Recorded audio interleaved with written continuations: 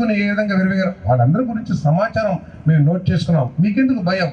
మీరు కనుక చట్ట వ్యతిరేక పనులు చేయకపోతే రెడ్ బుక్ కాదు, ఎల్లో బుక్ కాదు, ఏ బుక్ గురించి కూడా మీరు ఆలోచన చేయాల్సిన అవసరం లేదు. కానీ మీకంతా ఒళ్ళంతా కూడా భయం పట్టుకుంది.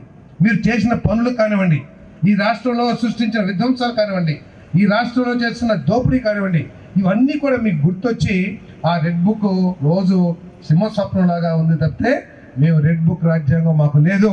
మా రాష్ట్రంలో అమలు చేసేది కేవలం అంబేద్కర్ గారు రచించిన రాజ్యాంగం అని చెప్పేసి ఈ సందర్భంగా నేను మీ అందరికి కూడా మనం చేస్తాను.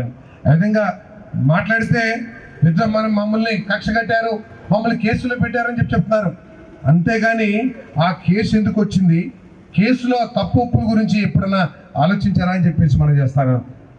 మద్యంలో దోపిడీ లేదు, ఇంకొకటి మైనింగ్లో దోపిడీ, అన్ని దోపిడీ చేసి రాష్ట్రాన్ని అప్పులు పాలు చేస్తే మరి తప్పకుండా చట్టం తన పని తాను చేసుకుపోతూ ఉంటుంది అని చెప్పేసి మీకు మనం చేస్తున్నాను. ఈ 5 సంవత్సరాల కాలంలో మేమందరం కూడా చూసాం, మేము కూడా ఇద్దరం డయాస్ మీద ఉన్నాం. జీవితకాలం నేనే పార్టీ అధ్యక్షుడిగా ఉండాలి అని ఒక తీర్మానం చేయించిన గొప్ప రాజకీయ నాయకుడు మన జగన్మోహన్ రెడ్డి గారు అని చెప్పేసి మీకు మనం చేస్తాను.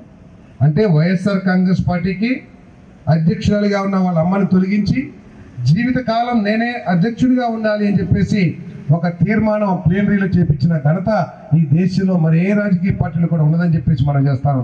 తర్వాత ఎలక్షన్ కమిషన్ దాన్ని ఆ విధంగా చట్టం ఒప్పుకోదంటే తర్వాత ఏదో మార్చారు. కానీ మన ప్రభుత్వంలో మన పార్టీలో ఒకసారి ఆలోచన చేయండి.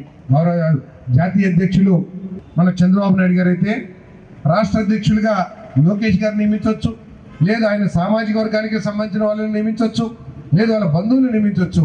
కానీ అత్యధిక మెజారిటీతో గెలిచిన ఒక యాదవ కులానికి చెందిన ఒక బలహీన వర్గ యువ నాయకుడికి రాష్ట్ర పార్టీ పగ్గాలు అప్పచెప్పిన పార్టీ ఏది ఉందంటే అది తెలుగుదేశం పార్టీ అని చెప్పేసి మీ అందరికీ సెవెనిగా మనం చేస్తున్నాను. ఆయనే మన సోదరుడు పల్లా శ్రీనివాస్ గారు అని చెప్పేసి మనం చేస్తున్నాను.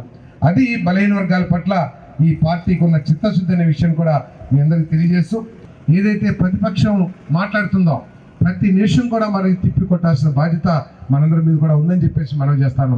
ఎందుకంటే ప్రతిపక్షం ఈరోజు వాళ్ళు చేసిన పనులు చెప్పుకోవడానికి ధైర్యం లేదు, మనం చేసే పనుల్లో తప్పుని ఎత్తి చూపించే వారికి శక్తి లేదు. కానీ విధ్వంసం సృష్టించడమో, రపరప నరుగుతామనో, లేకపోతే ఇటువంటి సినిమా డైలాగులతో ప్రజల్లో విద్వేషాలు సృష్టించి రాజకీయ లబ్ధి పొందడానికి ప్రయత్నం చేస్తారు. కాబట్టి శాంతి ప్రశాంతి కోరుకునే ఈ నెల్లూరు వాసులందరూ కూడా ఆలోచించాలని చెప్పేసి మీకు మనం చేస్తామని నేను. మరి అటువంటి విద్వేషపూరిత వ్యాఖ్యలు ఏదైతే ఉన్నాయో ప్రతిపక్షం చేసే వ్యాఖ్యలు కానివ్వండి, లేదు వారు ఏదైతే విమర్శలు రోడ్ల మీద దిగి మరి విధ్వంసం సృష్టించడానికి ప్రయత్నం చేస్తారో దాన్ని అడ్డుకోవాలని చెప్పేసి మీ అందరికీ శ్రేణిగా మనం చేస్తూ ఈ మంచి కార్యక్రమంలో పాల్పంచుకునే అవకాశం కల్పించిన ప్రతి ఒక్కరికి ధన్యవాదాలు తెలియజేస్తూ సెలవుకుంటాం. ఇంజనీరింగ్ విద్యపై అప్పటికీ ఇప్పటికీ ఎప్పటికీ చెరిగిపోని ముద్ర వేసిన ఏకైక విద్యా సంస్థ నారాయణ. రేపటి ప్రపంచాన్ని శాసించబోతోన్న AI టెక్నాలజీని అందిపుచ్చుకొని విద్యారంగంలో వస్తోన్న మార్పులకు అనుగుణంగా విద్యా విధానాన్ని మార్చుకుంటూ విద్యార్థుల్లో మేధోశక్తిని పెంపొందించేందుకు ప్రత్యేకమైన ప్రణాళికతో కోర్సులను అందిస్తోన్న అపూర్వ విద్యా సంస్థ నారాయణ.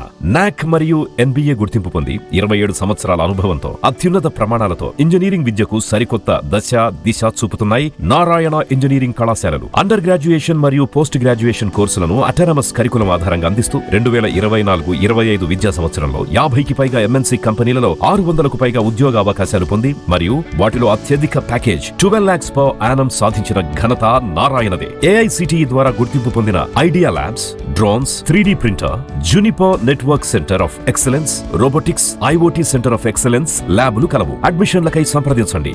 నారాయణ ఇంజనీరింగ్ కళాశాలలు, నెల్లూరు మరియు Gudur. Hi Nilor, please subscribe to N3 TV.